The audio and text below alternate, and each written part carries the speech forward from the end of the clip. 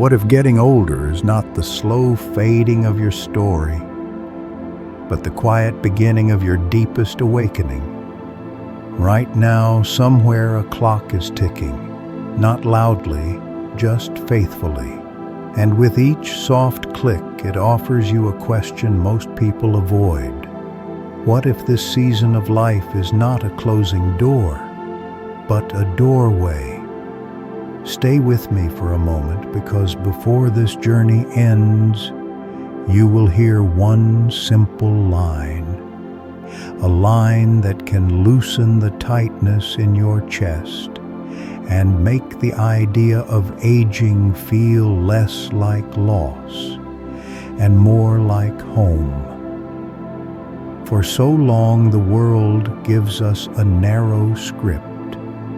It says, youth is the peak, that everything after is a gentle descent, that we should step back, speak less, shrink our presence, and carry only memories, not dreams. But Buddhist wisdom turns that script over in the palm of the hand and shows a different side. It says, old age is not the end of becoming.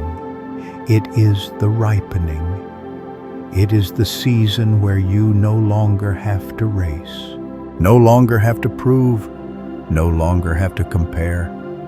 You have already lived through the sharp days. You have already survived the storms and the tender mornings after. You have held joy and heartbreak in the same hands. You have watched people change. You have watched yourself change. And now the invitation becomes softer, not to resist time, but to inhabit it, not to fight your age, but to live inside it with depth. So tonight, let this be slow. Let it be gentle. Let each thought settle like warm tea. You do not have to do anything with these words. You only have to listen, because your life still holds beauty you have not yet discovered. And it begins with a kind of courage that does not look like force. It looks like release. There is something you may notice as you grow older. Life starts to reveal what matters, not by shouting, but by quietly stripping away what does not. And at first, that can feel unsettling, like walking into a room that used to be crowded and finding it suddenly spacious. You look around and wonder what happened to all the noise. Where did the urgency go? Where did the chasing go? But the spaciousness is not emptiness. It is room. Room for your breath to be heard. Room for your heart to rest. Imagine your mind as a room you have been filling for decades. Some things in the room are precious. A letter you kept because it carries love. A memory that still warms you.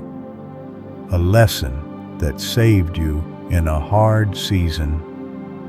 But other things have been gathering dust in the corners. Old resentments you replayed 1,000 times. Regrets that never changed the past. Obligations you said yes to out of guilt. Roles you kept performing long after your spirit outgrew them. Faces you tried endlessly to please. And slowly, without you even noticing, those dusty objects begin to crowd your inner space.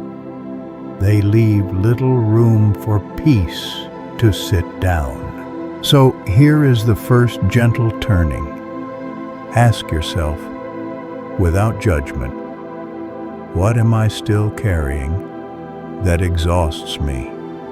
What memory have I made heavier than the moment itself? Who am I trying to keep happy at the cost of my own quiet? These are not questions meant to shame you. They are doorways. They are lanterns, because Buddhist wisdom reminds us that clinging is the root of suffering. We suffer once from the experience, and then again for years from the memory we refuse to release. And freedom does not begin when life becomes easy. It begins when you loosen your grip, not all at once, not dramatically, just one finger at a time. Maybe the first thing you let go of is a grudge, not because the other person deserves your forgiveness, but because you deserve your peace. Maybe you release an obligation that no longer fits your heart. Maybe you stop attending a gathering that always leaves you feeling smaller. Maybe you donate something you have kept out of habit, not love. Maybe you release one story about yourself that no longer matches who you are now. Here is a small truth many people never learn. Letting go is not losing. Letting go is choosing. Choosing peace over heaviness. Choosing clarity over chaos. Choosing yourself gently without guilt. The ego clings because it fears emptiness. But the deeper self understands that emptiness is simply space. Space for lightness. Space for presence. Space for the person you are still becoming. And as you hold less, you walk more freely. Now here comes the second turning. It is quieter, but it changes everything. Not everyone deserves access to your peace. In younger years, many of us tolerated far more than the heart could handle. We stayed in draining relationships out of obligation. We kept the peace by abandoning our needs. We feared loneliness more than we feared losing ourselves. But aging brings a different kind of clarity, a steady clarity, not sharp, not bitter, just honest. You begin to see that emotional harmony is more valuable than the illusion of togetherness. A full room means nothing if your spirit feels empty inside it. In Buddhism, there is a beautiful idea of spiritual community, not a crowd, a circle, not measured by how many people know your name, but by the quality of the energy that enters your life. Sometimes your whole circle is one person. Sometimes your circle is a pet sleeping at your feet. Sometimes your circle is simply you and the quiet trust you are learning to build with yourself. So let me offer you a question to carry like a smooth stone. Who nourishes me? Who drains me? Who sees the present version of me? Not the outdated story they prefer. Your answers may feel tender. They may surprise you. They may even bring grief. And that is okay, because there is a profound right that comes with time. The right to choose who gets to sit at your emotional table. You can love people from a distance. You can wish them well without inviting them back into your daily life. You can bless their path without letting their storms spill into yours. Love does not always require proximity. Peace certainly does not. And here is a line worth remembering, a line that carries quiet Buddhist strength.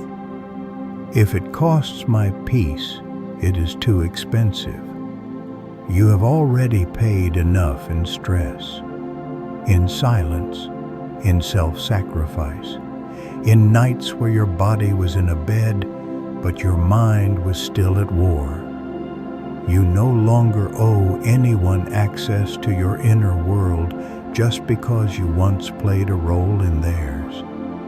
You deserve relationships that feel like home, warm, safe, steady, not relationships that feel like battlegrounds where you must explain, defend, or shrink just to belong. So at this stage of life, choose quality over quantity. Choose the company that helps your spirit breathe, because your energy is sacred now.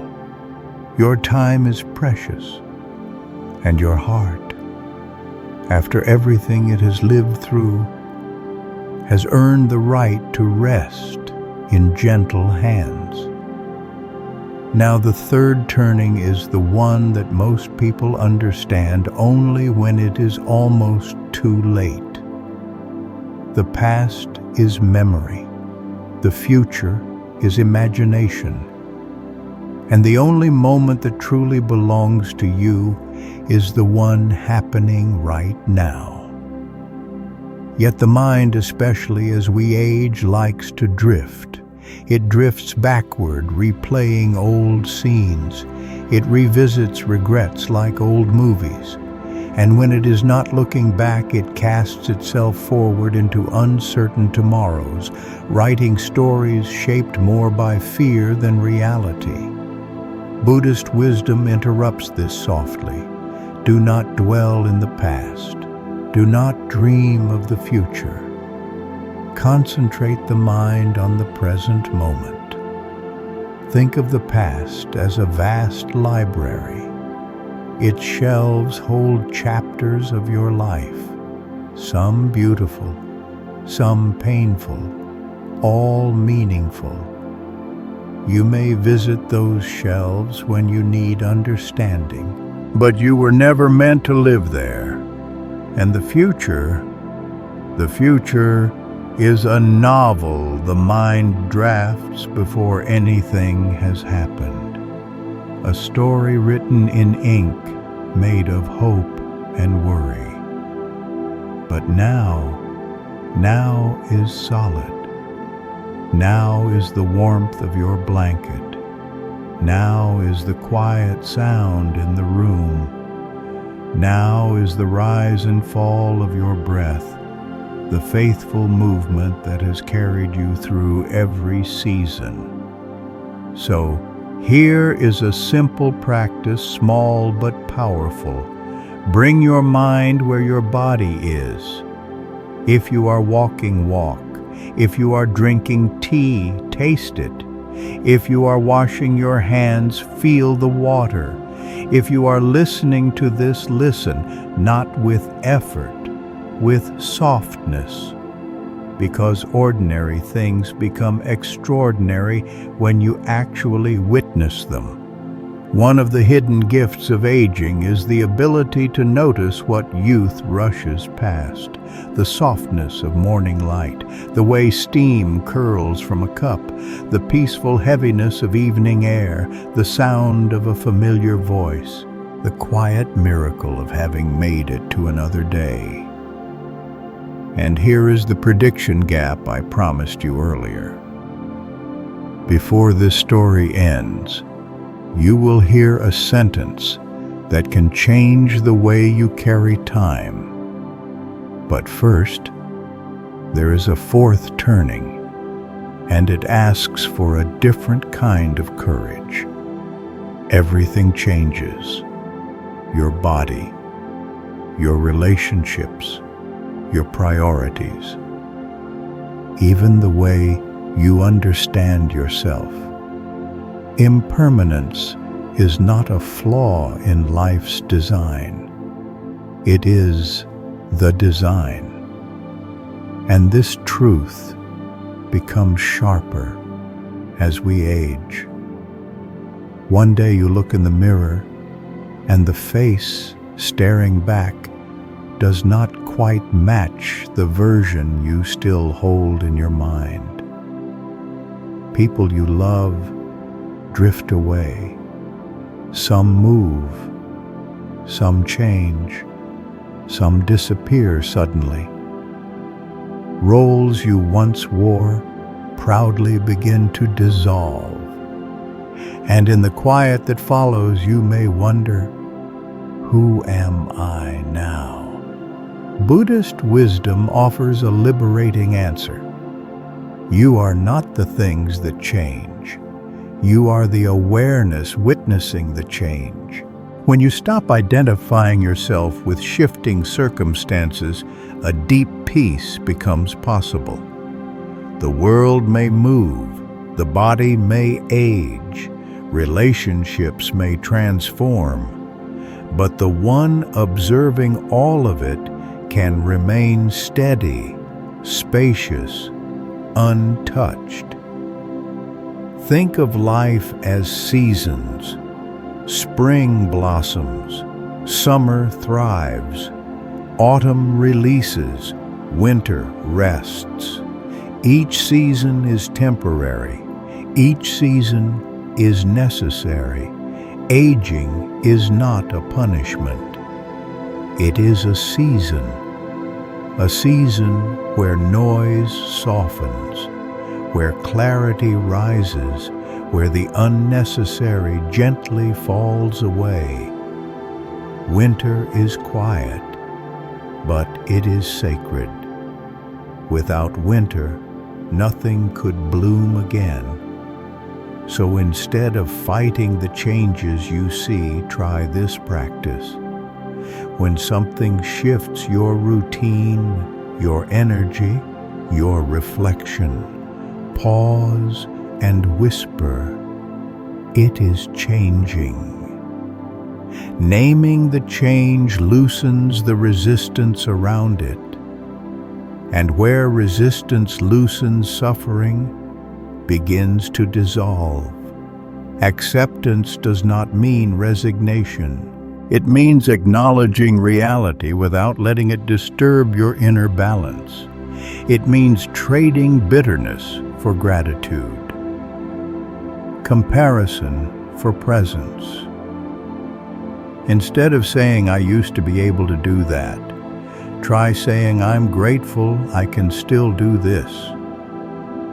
That small shift opens the heart. It softens the body. It makes room for peace. And now, here comes the fifth turning. Modern life praises productivity, constant doing, achieving, accumulating, proving. It teaches us that meaning is built through milestones, as if worth can be measured like numbers on a timeline. But Buddhist wisdom points in a different direction. Meaning grows not from doing more, but from noticing more, from recognizing the quiet fullness already present in your life. Many people spend their youth chasing the next thing, the next goal, the next moment that will finally make them happy. And in the rush, they forget to enjoy the life they are running through. Years pass, and only later do they realize they were busy surviving instead of living. But joy has never been hiding in extraordinary events. Real happiness is often found in simplicity, a warm cup in your hands, a breeze moving gently across your face, a sincere conversation, the familiar comfort of the room you wake up in. Gratitude transforms these moments from background noise into blessings. So, here is a practice that can shift your inner landscape. Each night recall 3 small things you appreciated today, not grand achievements, not trophies, just tiny sparks of goodness. Maybe the taste of something you enjoyed, a moment of laughter, the way sunlight landed on the floor, the relief of taking off your shoes, the comfort of clean sheets. As you name these small joys, your mind begins to rewire itself from scarcity to abundance. Instead of seeing what is missing, it begins to see what is already here. And that creates a deeper shift. Stop asking, "What have I accomplished?" Start asking, "How deeply have I lived today?" Because at the end of a long life, it is not the titles that stay with you. It is the moments you were present enough to feel. Aging gives you a unique gift, the ability to see miracles tucked inside ordinary days.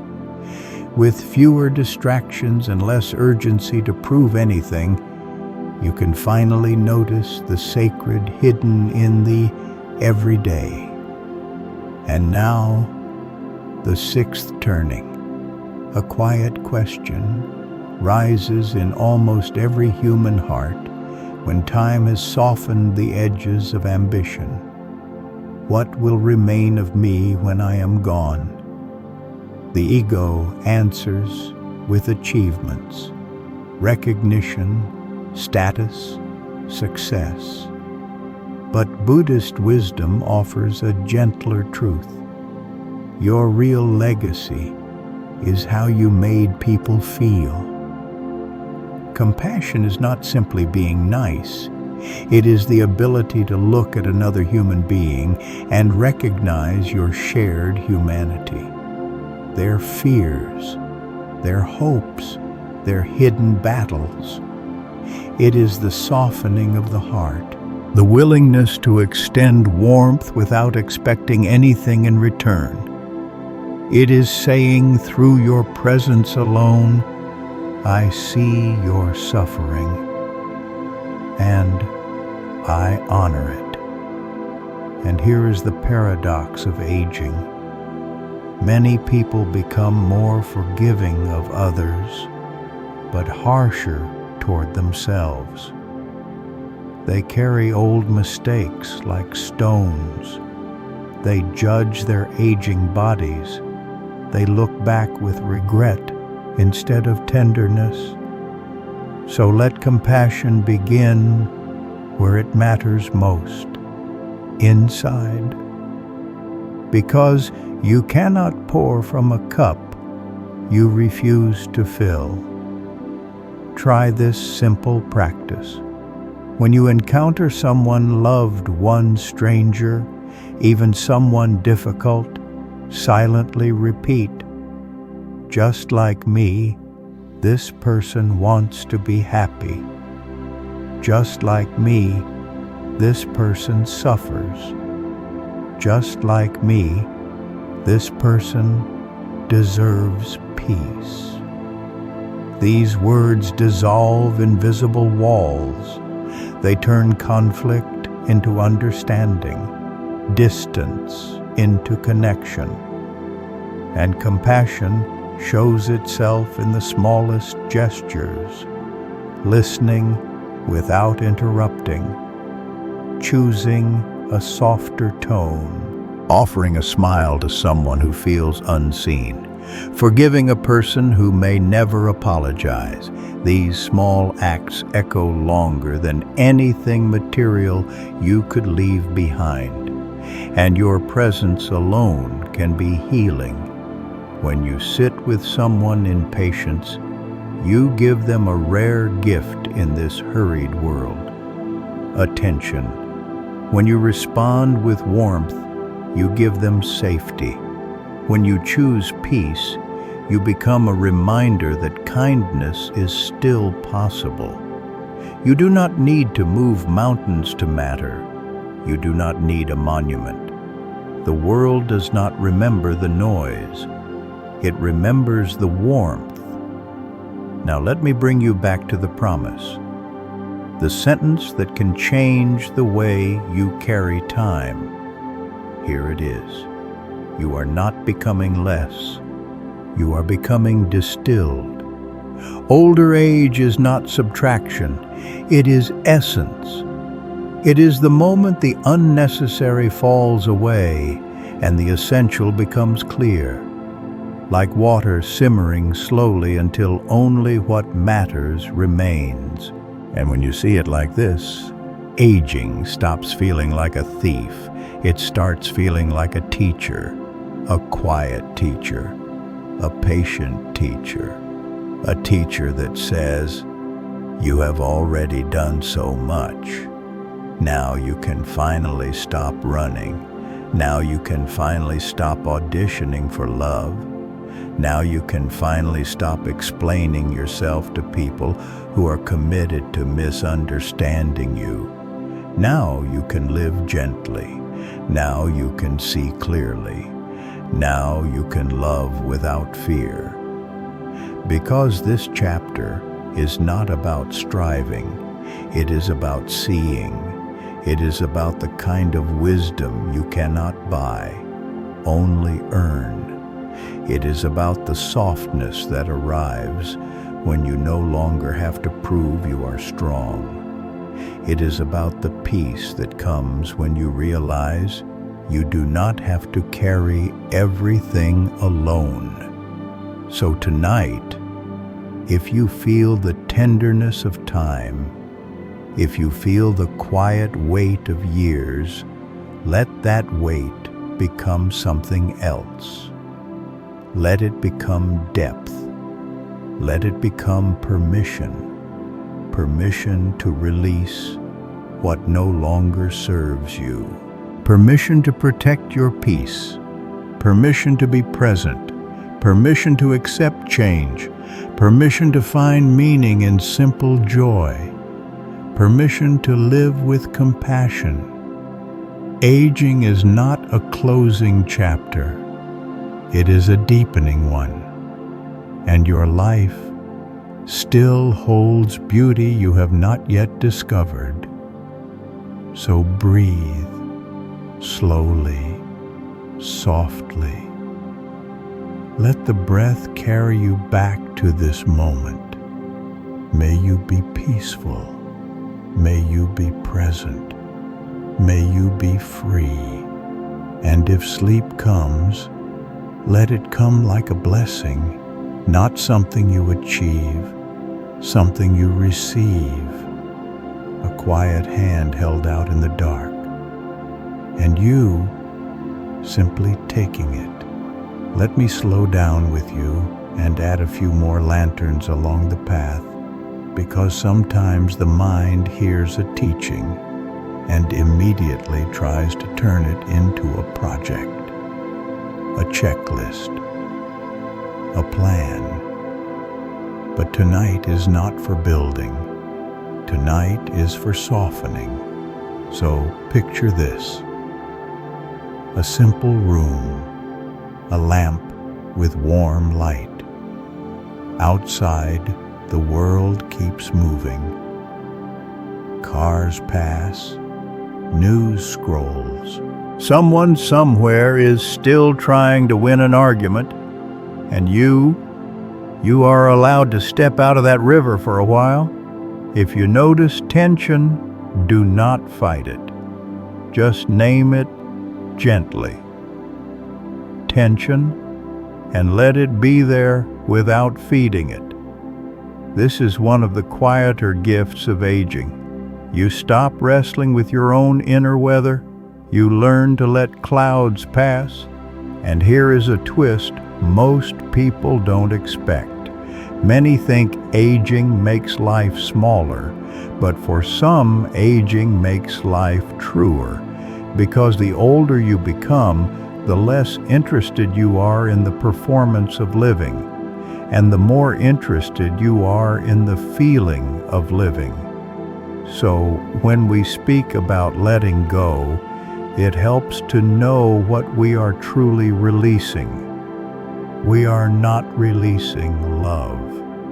We are releasing the grasping. We are not releasing responsibility. We are releasing the unnecessary self-punishment. Sometimes letting go looks like this. You stop explaining yourself to someone who never listened. You stop rehearsing an argument for a conversation that will never happen. You stop carrying guilt for choices you made with the mind you had then. At 20, you make choices with the tools of 20. At 40, you make choices with the tools of 40. So if you can offer your younger self a small bow, not a lecture, a bow. Thank you for surviving. Thank you for trying. Thank you for carrying me this far. Now about relationships. There is a moment many people feel later in life. A call ends, a visit finishes, and afterward you sit alone and notice your body. Do you feel clearer or tighter, nourished or depleted? Your body often tells the truth before your mind can justify anything. This is why wise relationships are medicine. Sometimes the medicine is a kind friend. Sometimes the medicine is distance. Sometimes the medicine is finally saying, I can't do that anymore. And if guilt rises, notice it. Guilt is often just the old pattern trying to keep its job. Let it retire. Now, presence. You do not force presence. You return to it, and the body is the doorway. Feel the weight of your head on the pillow. Feel the blanket's edge. Notice the temperature of the air. Even one breath noticed fully is a small homecoming. Inhale gently and exhale longer than you inhale. Let the exhale be a signal. It's safe to soften. Now, impermanence. It is easy to say everything changes. It is harder when change touches someone you love, when health shifts, when a familiar chair becomes empty, when a name disappears from your phone. In those moments, you may not need philosophy.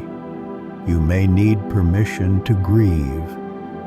Buddhist wisdom does not ask you to become stone. It asks you to become honest.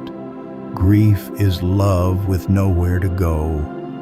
So let it move. Let it soften you. Let it remind you how deeply you have cared. And notice this. When you stop fighting change, you do not become numb. You become tender. And tenderness is not weakness. Tenderness is truth. Now gratitude.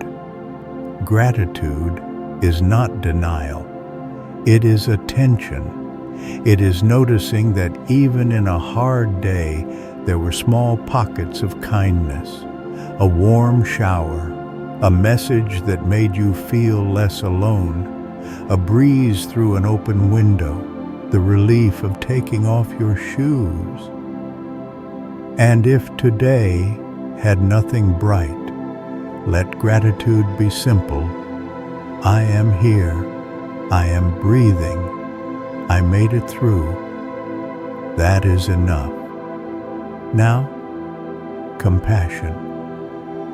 Sometimes compassion is soft words, and sometimes compassion is a boundary, so you do not become sharp in return.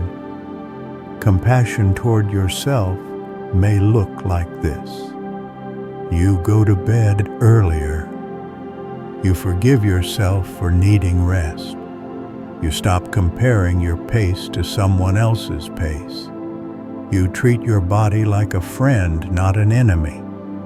Because if your inner voice is harsh, even a beautiful life can feel like a prison. But if your inner voice is kind, even a difficult life can still feel spacious. So tonight, if you feel the weight of years, imagine them as rings inside a tree. Each ring is a season, a storm, a spring. The tree does not regret its rings. The rings are its strength. And you are like that. Your years are not merely time passed. They are wisdom grown. Sometimes the most spiritual act is to stop, to lie down, to let the world continue without your supervision. And if the mind wanders, guide it back the way you would guide a child back to bed. Not with anger, with love. One last gentle thought before the night takes you. Aging can bring strange moments of fear. A fear that you are falling behind. A fear that the best is already over. But the Dharma offers a different view. Some fruits are sweetest only when fully ripe. Some truths arrive only after disappointment has worn down the pride. Some peace becomes possible only when you stop negotiating with life. So, if you are older now, you are not late. You are right on time for a different kind of beauty. The beauty of simplicity. The beauty of choosing less and feeling more. The beauty of not needing to be impressive. And if you are younger listening, let this be a quiet message from your future self. Do not rush. Do not waste your life proving anything to people who cannot see you. Protect your peace early. Practice letting go early. Learn the taste of an ordinary day, because one day that ordinary day will feel like gold. Now let your breath slow again, in and out. Nothing to manage, nothing to solve, just this moment, just this body. Just this quiet, sacred winter of the heart, where everything unnecessary falls away, and what remains is simple. You, here, breathing